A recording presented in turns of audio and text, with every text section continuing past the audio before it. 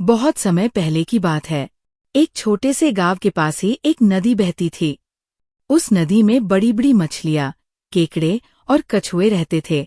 गांव के लोग उसी नदी से पानी भरते और मछुआरे रोज वही जाकर मछलियां पकड़ते। उसी नदी के किनारे एक बड़ा पीपल का पेड़ था। पेड़ पर कई पक्षी रहते थे, तोते, मैना, गौरैया और कौए। उन्हीं में से एक कौआ था जिसका नाम था कल्लू। कल्लू बहुत चतुर था, लेकिन उसमें एक बड़ी कमी थी। वह लालची था।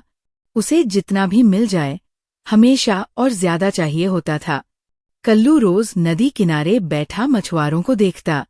मछुआरे जाल डालते और पल भर में दर्जनों मछलियां पकड़ लेते। कल्लू को ये देखकर जलन होती। वह सोचता, मैं दिन भर मेहनत करके बस 2-4 मछलियां ही पकड़ पाता हूँ। अगर किसी तरह मैं मछुआरे की टोकरी से मछली चुरा लूं, तो मेरा पेट आराम से भर सकता है। धीरे धीरे ये लालच उसकी आदत बन गया। जब भी मछुआरे टोकरी लेकर बैठे रहते, कल्लू मौका देखकर उसमें से 1-2 मछलियां उठा ले जाता। शुरू में मछुआरों को लगा कि कोई बिल्ली या नेवला चोरी कर ले जाता है, लेकिन बाद में उन्होंने समझ लिया कि ये काम कौए का है। एक दिन एक बूढ़ा मछुआरा बोला, ये कौआ दिन ब दिन ढीठ होता जा रहा है।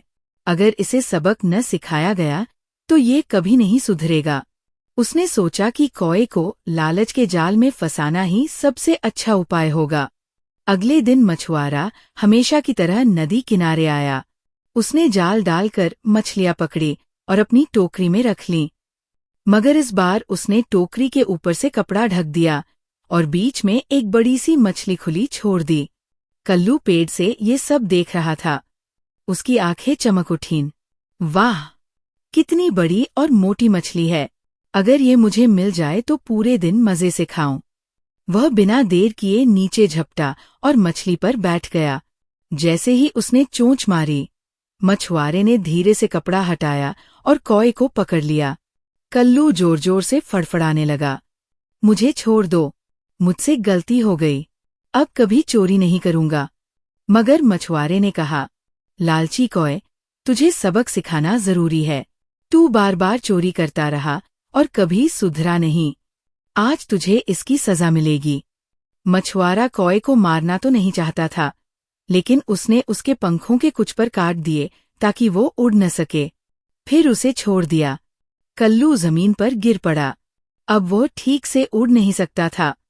बाकी पक्षी उसकी हालत देखकर दुखी हुए, मगर सभी बोले, कल्लू, हमने तुम्हें पहले ही चेताया था कि चोरी बुरी बात है, मगर तुमने हमारी एक न सुनी।